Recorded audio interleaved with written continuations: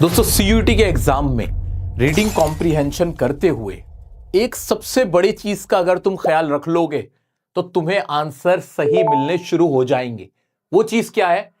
कुछ लाइन लिखी है मैंने यहां पे, do not write which is not present.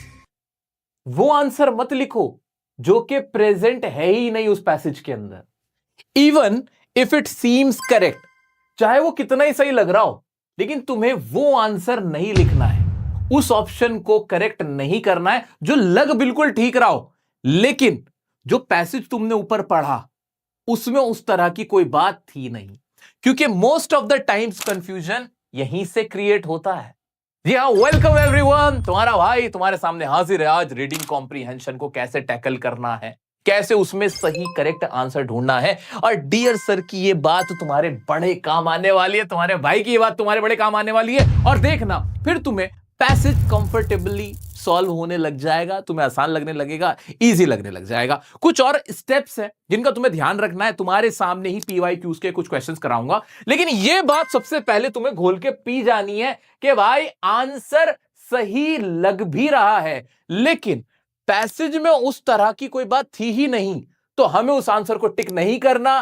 Passage में वो बात जरूर होनी चाहिए, उसको हमें टिक करना है। कैसे? अभी करके दिखाता हूं। जल्दी से इस वीडियो को लाइक करके अपना प्यार मुझे दे दो। आओ चलो शुरू करते हैं मेरे दोस्तों। स्टेप नंबर 1, स्किम करना है। पैसेज पूरा पूरा पढ़ने से पहले एक बार ना स्किमिंग करनी है। स्किमिंग का मतलब क्या होता है? मंडराना, ऐसे गो थ्रू कर लेना। ये चीज तुम्हें करनी है, ठीक है। दूसरी चीज, एलिमिनेशन मेथड। सही आंसर पता हो ना हो, जो गलत आंसर है, गलत ऑप्शन है, उन रॉन्ग ऑप्शंस को सबसे पहले उड़ा दो ताकि तुम्हारा आंसर ढूंढना आसान हो जाए। ये चीज कर ली। तीसरी चीज का ख्याल, अंडरस्टैंड द टोन। टोन सबसे इंपॉर्टेंट है कि जो राइटर है, जो पैसेज तुम्हारे सामने है, वो किस चीज के बारे में है। अपना माइंड एकदम क्लियर होना चाहिए। क्या वो एम्प्लॉयमेंट के बारे में है, पॉवर्टी के बारे में है, वो एग्रीकल्चर के बारे में, एआई के बारे में, एजुकेशन, विमेन एम्पावरमेंट, कौन से टॉपिक के बारे में है। अब जो क्वेश्चंस पूछे गए हैं वो लॉजिकली आंसर उनके होने चाहिए। ये नहीं आंख बंद करके बस ऑप्शन में मैं डूब रहा हूं, नहीं। पहले कॉमन सेंस अपना लगाना है कि यार इसका आंसर वाकई में क्या होना चाहिए, वो तुम्हें बड़ा हेल्प करेगा। एक और चीज, वोकैब बेस्ड क्वेश्चंस। कुछ क्वेश्चंस पैसेजेस में बिल्कुल वोकैबुलरी के क्वेश्चंस होते हैं। अगर तुम्हें वोकैब आती है तुम छट से आंसर कर दोगे, तो पैसेज में एक टेंशन तो मेरी यही खत्म है, ठीक है। तो यहां से तुम्हें बड़ा हेल्प मिल जाएगा। Last but not the least, use common sense. Common sense को कॉमन ही रहने देना, इसे स्पेसिफिक मत बनाना। बिल्कुल अगर लॉजिकल ऑप्शंस तुम्हें दिखे उसको तो सोचो भी, बट कुछ ऑप्शंस ऐसे होते हैं बच्चों वाले, बेवकूफों वाले, वो तो ऐसे उड़ा डालना, उन्हें उड़ा डालना। बिल्कुल प्रेशर में तुम्हें नहीं आना है। अब तुम्हारा सीक्वेंस क्या रहना चाहिए, कैसे अटेम्प्ट करना है किसी पैसेज को, वो सुनो। सबसे पहले क्वेश्चन पढ़ना, पैसेज मत पढ़ना। क्वेश्चन पढ़ने से अंडरस्टैंडिंग हो जाती है कि भाई अब मैं ऊपर जो पैसेज पढ़ूंगा उसमें मुझे उन क्वेश्चंस का आंसर ढूंढना है। तो रीड क्वेश्चन फर्स्ट, और उसमें भी सिंपल रखते हैं, बहुत सिंपल। क्वेश्चन नंबर 1 पढ़ा, उसके ऑप्शन पे नजर डाली, ठीक है, और फिर जाके पैसेज ऊपर पढ़ना शुरू कर दिया। क्वेश्चन नंबर 2 पढ़ा, उसके ऑप्शन पे एक नजर मारी, और फिर आंसर जाके शुरू कर दिया। अब ऑप्शन पढ़ते हुए जो मुझे लग रहा है कि ये तो नहीं होना है, उसको वहीं पे हल्का सा माइंड में रख लिया कि हाँ यार ये तो नहीं हो सकता है, ये तो गड़बड़ है, मार्क कर लिया, अपने पास लिख लिया जो भी, कि हाँ ये तो नहीं होने चाहिए, ये तो कॉमन सेंस वाली बात है, अभी करके दिखा दूंगा, करके दिखा दूंगा। ये तुम्हारा स्टेप होना चाहिए, ठीक है। अगर इस तरह से तुम जाते हो तो तुम्हें पैसेज बहुत आसान लगता है। Again I repeat my words, passage तुम्हारा खराब इसकी वजह से होता है। ये लाइन नहीं है, ये गोल्डन लाइंस है। Golden lines written by your brother. Dear sir, याद रख लेना क्या है वो lines. Do not write which is not present. जो पैसेज में है ही नहीं वो आंसर मत लिखना। कैसे? आओ उसका सबूत देता हूं, उसका सबूत देता हूं, देखो उसका सबूत देता हूं। क्वेश्चन ये रहा हमारा, ये तुम्हारा ही पीवाईक्यू का क्वेश्चन है। मैंने पैसेज नहीं पढ़ा, पैराग्राफ नहीं पढ़े, मैं डायरेक्ट क्वेश्चन पे आया। ध्यान से देखो क्वेश्चन क्या लिखा है। The author grew up with the expectation that she would take up dash. Author इस एक्सपेक्टेशन से बड़ी हुई थी, पली बड़ी थी कि वो क्या टेकअप करेगी, क्या चीज सीखेगी, क्या चीज वो प्रोफेशन में एज अ प्रोफेशन लेगी। अब ऑप्शन से editorship of a magazine, translation of literary device pieces, creative writing, the job of A critic. अब मैं ऊपर जब पढ़ने गया तो क्या वहां पे एडिटरशिप ऑफ ए मैगजीन का जिक्र है? अब मैं घूम गया, मेरा तो दिमाग यही घूम रहा है कि यार एडिटरशिप मैगजीन, चारों ही सेम सेम से लग रहे हैं, हो सकता है ये आंसर हो इसका। मैं ऊपर गया और मैंने पढ़ने की कोशिश करी। When I was in my late teens, जब मैं लेट टीन्स में थी, अपनी टीनेज में थी आखिरी, and still undecided about which language I should write in, he told me that the language one is born into one's mother tongue can be the only possible medium of creative expression। अब इसमें ये कह रही कि जब मैं छोटी थी मुझे समझाया गया, मुझे समझ में आ गया कि मेरे को किस में लिखना चाहिए। उन्होंने मुझे बताया, कितने इनके फादर ने उन्हें बताया कि लैंग्वेज जिसमें आप पैदा हुए होते हो, आपकी जो मदर टंग होती है, वो एक पॉसिबल मीडियम होता है क्रिएटिव एक्सप्रेशन का। ये बात आई, ठीक है। यहां पे अभी मैगजीन के एडिटर बनने की बात नहीं है, लिटरेरी जो डिवाइसेस है या लिटरेरी पीसीज, आई मीन उनके ट्रांसलेशन की बात नहीं है। For most of his life my father, अब फादर के बारे में बता रही है, श्रीपत राय हैं, had been a Hindi editor and critic. वो कौन है? हिंदी एडिटर एंड क्रिटिक वो है, ठीक है। Of and on he translated writings into English from Hindi, उन्होंने ट्रांसलेट करी है जितनी भी राइटिंग्स हिंदी से इंग्लिश में, ठीक है, into English from Hindi, Hindi से इंग्लिश में। ही वाज फॉन्ड ऑफ सेइंग, उनको बड़ा शौक था कहने का, that a failed writer becomes a critic, कि एक फेल्ड राइटर क्या बन जाता है? एक क्रिटिक बन जाता है। ये किसके शौक थे? उनके थे। अब वो बचपन से क्या बनना चाहती उसकी बात नहीं हो रही कि उनसे क्या उम्मीद की जा रही थी। He was fond of saying that a failed writer becomes a critic, the weight of his literary expectation came. अब एक्सपेक्टेशन यहां आई, किस चीज का weight? Literary expectation, eventually to rest on me, मेरे ऊपर आया। किस चीज का एक्सपेक्टेशन आया? किस चीज का? राइटर बनने का, ऑफ कोर्स, ठीक है। He seemed happy that I was showing an inclination for writing, कि मैं राइटिंग के लिए अपना झुकाव शो कर रही हूं। वो हैप्पी थे देख के। शी विल गो फार, ये दूर जाएगी। He told my mother after reading the first story that I sent from Melbourne, मेरी पहली स्टोरी देखने के बाद, ठीक है। अब यहां मैं और आगे भी अगर पढ़ूं तो इसमें कहीं पर भी किसी मैगजीन के एडिटर बनने की बात नहीं है। इसमें कहीं पे भी ट्रांसलेशन करवाने के मैं एक ट्रांसलेटर बन जाऊं, ये वाली बात नहीं है। उसके पापा ट्रांसलेट जरूर करते थे, वो थोड़ी करती थी, वो थोड़ी बनना चाहती थी। अब एज ए स्टूडेंट बच्चा क्या करता है? आप लोग गलती क्या करते हो? आप सोचते हो यार इसमें तो क्रिटिक की बात हो गई, उसके पापा क्रिटिक थे, चलो इसमें ये भी सही कर देता हूं, हो सकता है ये इसका आंसर हो यार, हो सकता है जो ट्रांसलेशन की बात तो हुई थी ऊपर लिखा हुआ तो है वर्ड। आप पैनिक में आके ना वो आंसर भी सही समझने लगते हो जो वहां बात हुई ही नहीं है। ये वाले ऑप्शंस या एडिटरशिप तो कहीं पे थी ही नहीं। अब आप कह रहे हो सर पैसेज बड़ा हार्ड है यार, पैसेज बड़ा हार्ड है, चारों ऑप्शन सही लग रहे हैं, एडिटरशिप की तो ऊपर बात, मतलब हो सकता है एडिटरशिप बनना चाह रहे हो, मुझे तो समझ ही नहीं आ रहा, कहीं रीड बिटवीन द लाइंस वाला कॉन्सेप्ट तो नहीं है, कहीं एडिटरशिप की बात हो रही है और मुझे समझ में ना आ रहा हो, तो आप इसको भी कंसिडर करने लग जाते हो। जबकि एडिटरशिप हो सकता है उसके फादर चाहते हो कि वो एडिटर बन जाए, लेकिन ऐसी बात तो वहां है ही नहीं। So don't write which is not present there, जो वहां पे है ही नहीं वो सोचो भी मत। वहां बात हुई है राइटिंग की, राइटिंग की बात हुई है मेनली, उसने लिखा था, लिखने के बारे में बात थी, उसके लिखने के बारे में बात थी। तो करेक्ट आंसर क्या होना चाहिए? क्रिएटिव राइटिंग का इसमें करेक्ट आंसर होना चाहिए। क्लियर है? तो ऐसे ऑप्शंस बहुत बारी, तो मैं सिर्फ आपको एक एग्जांपल बता रहा हूं। अदरवाइज ऐसा होता है कि कोई भी ऐसा क्वेश्चन पूछ लिया जाता है जिसमें हमें लगता है कि ये भी इसका करेक्ट आंसर हो सकता है, हम सोच रहे हैं भाई वो करेक्ट आंसर हो सकता है, बट वो ऊपर भी होना चाहिए उस चीज का जिक्र। यहां पे वो एडिटर भी बन सकती थी, हमें क्या पता उसके फादर क्या चाहते थे, लेकिन वहां नहीं लिखी ये बात, इसका कोई जिक्र नहीं है, तो मैं इसमें कंफ्यूज नहीं होऊंगा। ट्रांसलेशन उससे नहीं करवाना चाहते थे वो, सिर्फ ट्रांसलेशन वर्ड देखने से मैं सोचूं कि यहां लिख दिया गया, नहीं नहीं, जरा भी नहीं। ठीक है, अपना माइंड एकदम क्लियर रखो कि पैराग्राफ में होना चाहिए वो पॉइंट, तो ही मैं नीचे उसको सही कंसिडर करूंगा। अगर पैराग्राफ में ऊपर वो चीज नहीं लिखी हुई है तो मैं उसको करेक्ट आंसर नहीं मानूंगा, कंसिडर भी नहीं करूंगा। दूसरा क्वेश्चन देखो बच्चों वाला, when her father said she will go far he meant that. अब अगर मैंने पैसेज नीचे पढ़ा भी नहीं ऊपर जाके, इसमें ऑप्शंस दिए गए, उसके फादर ने कहा कि वो दूर जाएगी, दूर जाएगी, और ऑप्शन क्या दिए? She will travel wildly. क्या ट्रेवलिंग की बात हुई थी? मुझे कुछ भी नहीं पता तो कॉमन सेंस तो प्रिवेल करूंगा ना यार, ये ऑप्शन तो नहीं होगा कि वो ट्रेवल करेगी widely. She will achieve great heights in life, she will go too far one of these days, वो बहुत दूर चली जाएगी वन ऑफ दीज डे, इन दिनों में किसी एक दिन, ऐसी थोड़ी बात हुई थी। She will settle in a far of place. अब ये बात बताओ, अब कोई बच्चा अपने दिमाग की बत्ती बुझा के सोच सकता है कि यार वो सेटल हो जाएगी बाहर, शायद लिखा हो, मैंने ढंग से ना पढ़ा, नहीं भाई, ऐसी कोई बात ही नहीं थी। जब बात थी नहीं तो ये ऑप्शन मेरा कैसे करेक्ट हो सकता है? बिल्कुल नहीं, इस बारे में तो जिक्र ही नहीं था ना, मेंशन ही नहीं था उसके सेटल होने का। तो शी विल गो फार का मतलब था कि वो कहीं दूर, उसको कामयाबी मिलेगी, बहुत कामयाबी मिलेगी। She will achieve great heights in life, कि वो दूर तक जाएगी, बहुत लंबा चलेगी, ऐसे करके थी बात। ठीक है, इस तरह से हमें इसका आंसर मिल रहा है। ठीक है, ऐसा नहीं कि मैं करा रहा हूं तो इजी लग रहा है। तुम भी अपनी आंखें कान उस नए पैसेज में खोल के रखना। आगे बढ़ा मैं, आगे मैंने क्वेश्चन देखा, मेरा बच्चा choose a statement which is not true with respect to the passage, जो कि ट्रू नहीं है। अगर ऐसा क्वेश्चन आ जाए ना, हलवा होगा ये ट्रू वाला टाइप जो होता है या फॉल्स वाला जो टाइप होता है भाई, मस्ती वाला होता है, मस्ती वाला। क्यों?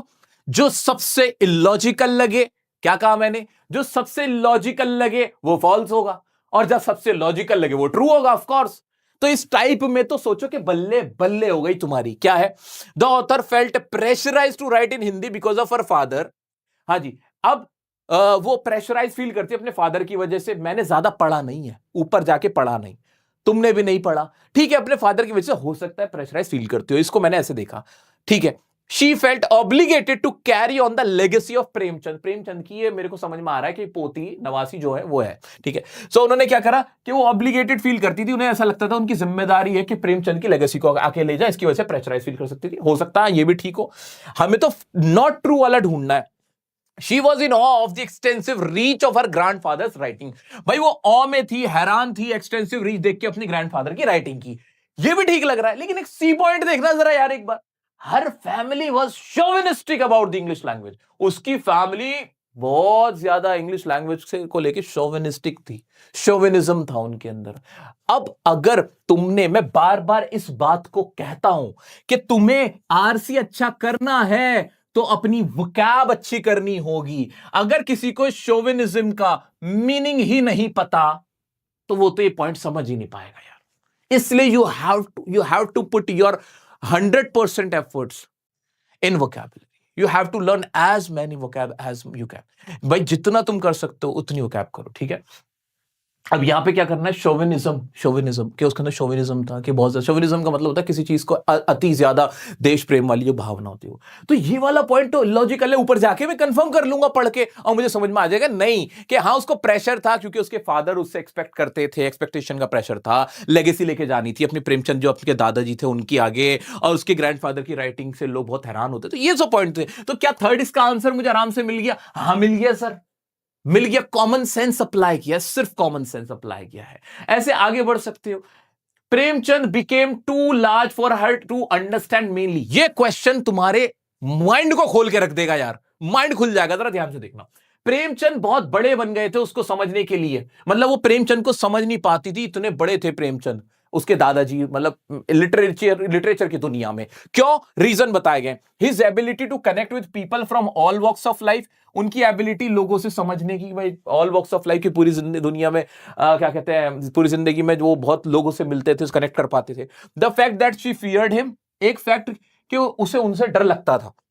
The kind of love and reverence that he inspired in people, जिस तरह का प्यार और रेवरेंस उनको मिला था लोगों को इंस्पायर करने के बाद। ठीक है, her constant anxiety of failing him, और उसकी कांस्टेंट एंजाइटी होती थी कि वो उनको फेल करने की। ठीक है, ये था।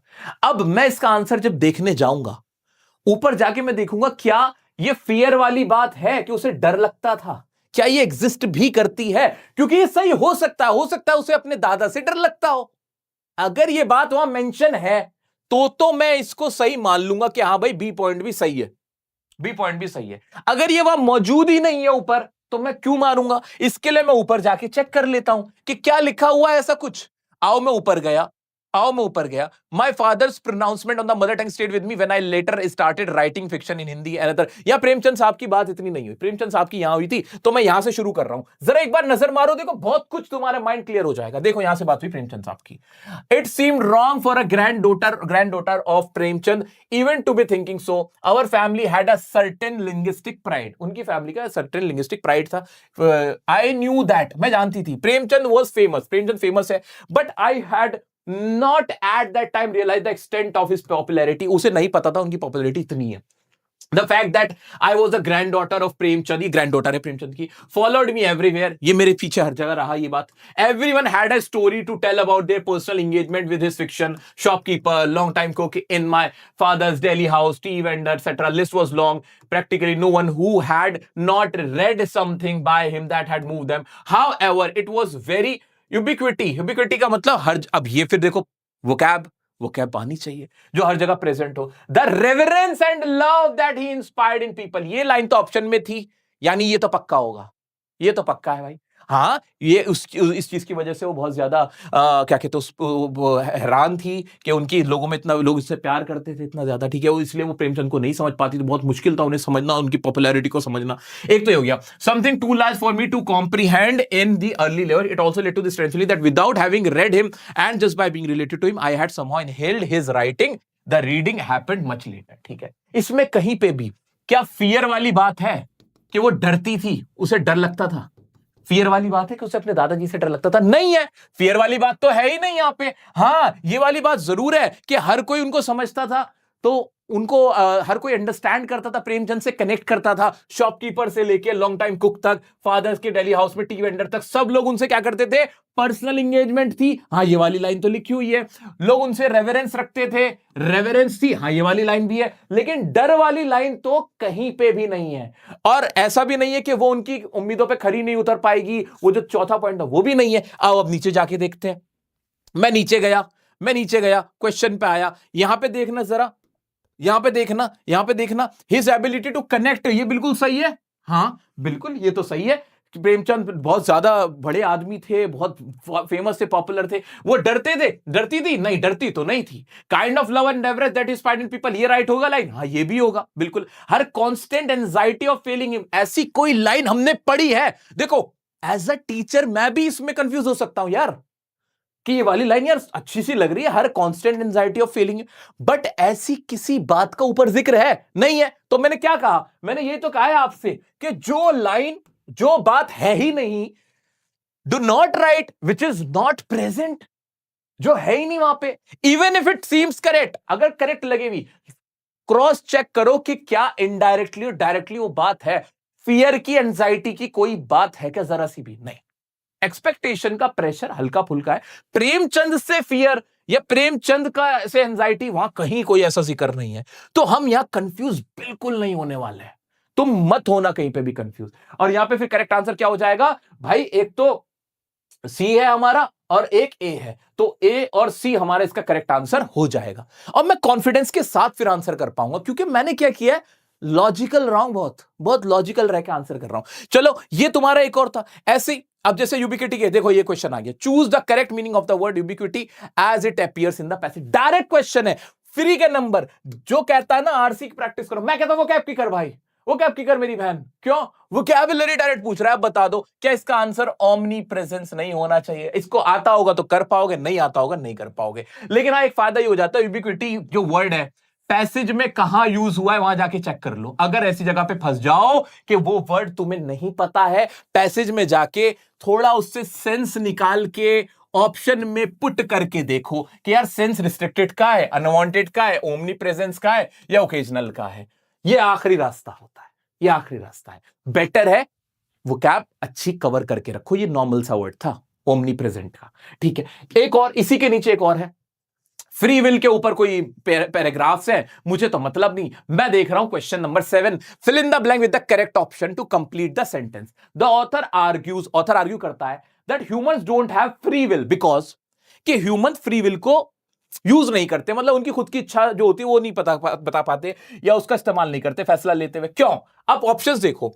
Our decisions are shaped by past events and environmental influences. भाई ठीक लग रहा है मुझे तो. We are born with predetermined choices that we are forced to make. ये भी ठीक लग रहा है यार मेरे को तो. We are always dictated by our mind to make irrational choices. ये भी ठीक लग रहा है. बट आंसर एक लिखना है, सर पकड़ के बैठ गया मैं तो, सर पकड़ के बैठा हुआ हूं मैं. चौथा देखा, human beings are born slaves of social contract. भाई अब तो जी चाह रहा है मैं भाग जाऊं, क्या करूं मैं, इतनी कंफ्यूजन.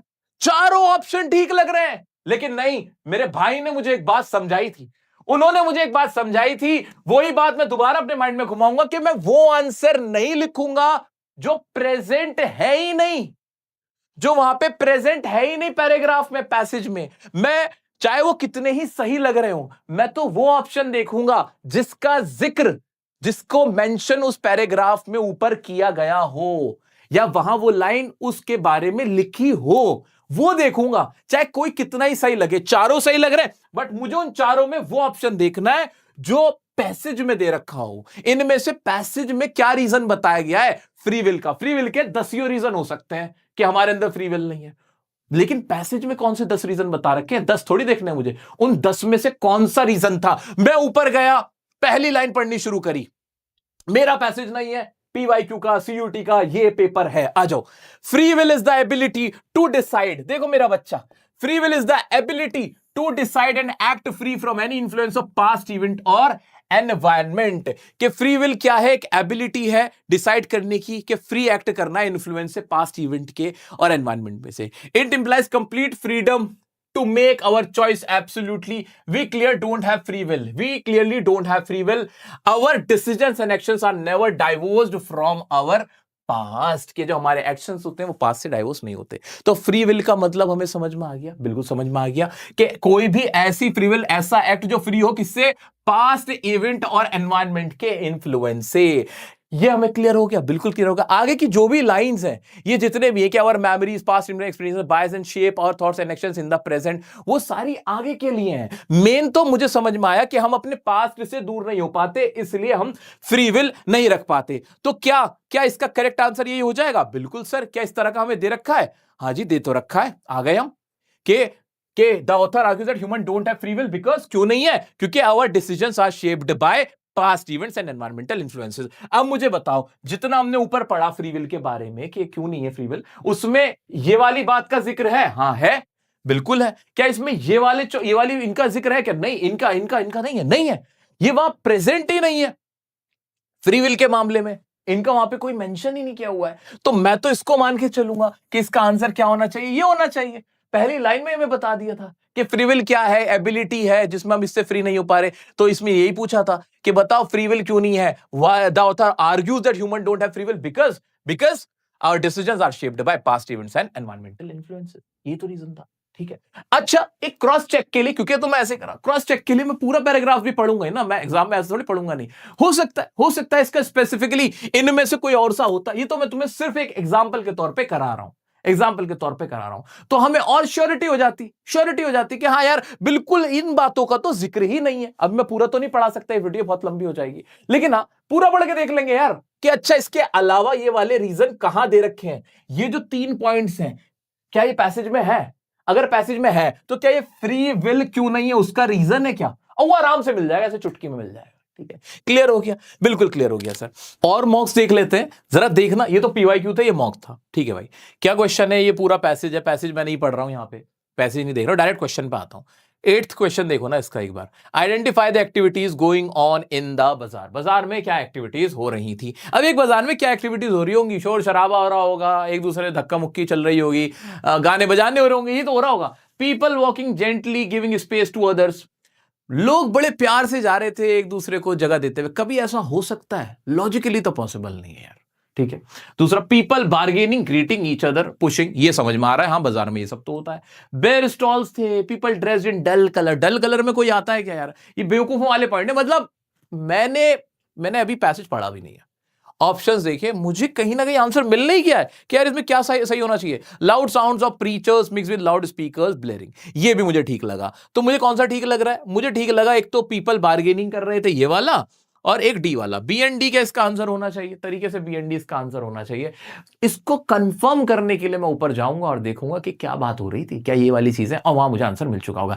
अगेन ये तो बहुत आसान है। इस तरह के मॉक्स में तुम्हें एडवाइस भी नहीं कर रहा कि तुम इस टाइप के ट्राई भी करो। जैसे देखो ना, ऐसे बच्चों वाले एकदम ही बेकार वैल्यू वाले ये वाले मॉक्स, इनको अवॉइड करना। जबकि हो सकता है एग्जाम में ऐसे ही आ जाए, बट हम प्रिपेयर करेंगे अच्छे लेवल के, जो मैं अभी करवा रहा था उस टाइप के तुम ट्राई करना, जिसमें चारों ऑप्शन सही लगने लग जाए। लेकिन जिस तरह का मैंने तुम्हें एक तरीका बता दिया है ना यार करने का, उससे ना फिर तुम्हें 4 ऑप्शन में भी समझ में आएगा कि हाँ भाई कौन सा सही है, कौन सा सही है और कौन सा नहीं है। ठीक है, आ जाओ। लेकिन एक चीज और बता दूं, एक चीज और बता देता हूं, तुम्हारे हर आरसी के अंदर 1-2 क्वेश्चन ऐसे जरूर होंगे जिनमें हलवा सा एक क्वेश्चन रखा हुआ होगा। तुम्हारे हर आरसी के अंदर एक दो टाइप का ऐसा सवाल जरूर होगा कि ट्रू या फॉल्स बता दो, इसमें बता इनमें से सिर्फ दो सही हैं, जैसे ये वाला पेयरिंग वाला था। वो भी तुम्हारे लिए एक तरह का ना लॉलीपॉप ही है, तुम्हें खाना है बस और कुछ नहीं करना है, ठीक है। तो एकदम काम माइंड से अगर मैं चलता हूं, बहुत आसान तरीके से चीजों को देखता हूं, और जो मैंने आज तुम्हें एक गुरु मंत्र दिया है इसको करने का,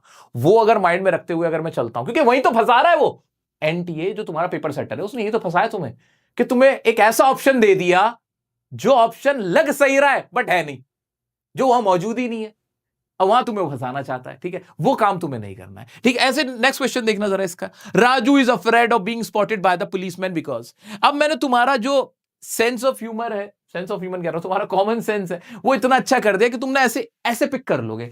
राजू पुलिस से बचना चाह रहा है, जरा ध्यान से देखते हैं कि राजू अफ्रेड है, डरा हुआ है पकड़े जाने से पुलिस के, कि पुलिस ना उसको स्पॉट कर ले, because he was not fond of policeman. क्यों? पुलिसमैन उसको शौक नहीं है पुलिस का। क्या है, पुलिस कोई मिठाई है जिसका शौक नहीं है क्या? बच्चों वाला ऑप्शन डाला हुआ है। He wanted to win the game, वो कोई गेम जीतना। अरे राजू जरूर कोई चोर होगा तभी पुलिस से बचना चाह रहा होगा। He didn't want to be caught before the kill, कि वो किल से पहले क्या कहते हैं पकड़ा जाना नहीं चाहता था। He didn't want to be out of the beginning of the game. So confirm करने के लिए मैं ऊपर जाके इस चीज को और कंफर्म कर लूंगा, बट हाँ मुझे ये पता है ये वाले ऑप्शन तो बेवकूफों वाले ऑप्शन है, ठीक है। ऐसे ही what do you think is Raju's profession? Raju का प्रोफेशन क्या है? तुम्हें क्या लगता है? भाई पुलिस से बच रहा है? क्या मेरे को टोन समझ में आ रही है कि यार पुलिस से बच रहा है, राजू एक चोर की कहानी होगी।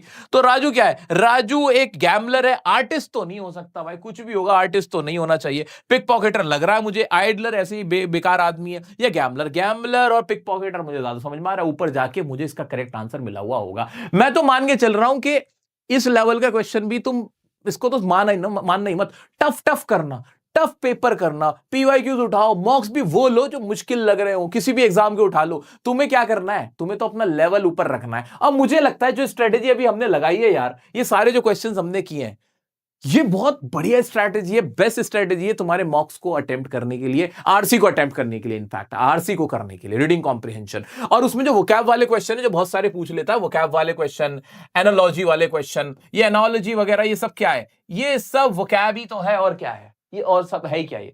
ठीक है, तो फिल इन द ब्लैंक्स वाले आ जाए, चाहे फिल इन द ब्लैंक आ जाए, या फिर तुम्हारा ट्रू फॉल्स वाले आ जाए, ये तो बल्ले बल्ले हो जाएगी तुम्हारी, बल्ले बल्ले हो जाएगी। तो रीडिंग कॉम्प्रिहेंशन बहुत बढ़िया टॉपिक है नंबर स्कोर करने का, तुम इजीली स्कोर कर सकते हो। बस जो आज मैंने तुम्हें बातें बताई हैं उसको बढ़िया करते हुए चलो। वोकैब एकदम बढ़िया करके चलना है, जितनी लर्न कर सकते हो उतनी करनी है। भूलना मत, 7 तारीख को, 8 तारीख को, 9 तारीख को, 10 तारीख को रोजाना लाइव होंगे, जिसमें 3 लाइव तो मैंने वोकैब के बोले हैं। वोकैब करेंगे 4-4 घंटे, बढ़िया वाली वोकैब। और जो आज वोकैब में करा रहा हूं ना, अभी जो मैंने तुम्हें करवाई हो गया, वो ऑलरेडी मैं तुम्हें पढ़ा चुका हूं, ये सारी कर रखी है हमने, ठीक है। और नई वोकैब भी करके जाएंगे। वोकैब तुम्हारे रीड की हड्डी का काम करेंगे तुम्हारी सीयूटी के एग्जाम में, ठीक है मेरा बच्चा। कहीं भी दिक्कत आ रही, कुछ भी मुझे बताना। मैं तुम्हें ये मॉक्स वगैरह प्रैक्टिस के लिए मैं तुम्हें दे देता हूं आरसी के, जो तुम्हारे पास अवेलेबल हो, पीवाईक्यूज हो, गूगल पे मिल जाते हैं। उसमें ये बताई मेरी स्ट्रेटेजी अप्लाई करना, एंड देन नोटिस करना कि अब तुम्हें आंसर मिलने लगे, अब तुम बेटर परफॉर्म कर रहे हो, मॉक्स में ज्यादा नंबर लाने लग रहे हो, ठीक है। वीडियो पसंद आई हो और मेरी ट्रिक्स अच्छी लगी हो तो लाइक किए बिना मत जाना, कमेंट में बताना कैसा लग रहा है, क्या फील हो रहा है, कहां फंस रहे हो, कहां नहीं, सब कुछ मुझे जरूर बताना। और कोई भी दिक्कत आती है इंस्टाग्राम पे कनेक्टेड रहना मेरे से, ठीक है। कुछ भी इंटीमेट करना हो, कुछ भी हो, तो वहां पे जरूर रहना मेरे साथ। और मिलते हैं दोस्तों नेक्स्ट वीडियो में। इंस्टाग्राम पे एक एक्सक्लूसिव कंटेंट का एक चैनल मैंने बना रखा है, जहां कुछ ऐसे जल्दी से कुछ नोटिफिकेशन देनी होती है, मैं वहां डाल देता हूं। ग्रुप बना रखा है, तो वो एक चैनल बना हुआ है, वो जरूर ज्वाइन कर लेना, ठीक है। कि कुछ नोट्स हैं या कुछ एकदम से मैं वहां पे लिंक दे दूं उसका, ठीक है। तो मिलते हैं नेक्स्ट वीडियो में नेक्स्ट टॉपिक के साथ, तब तक के लिए बने रहें डियर सर के साथ। I love you all.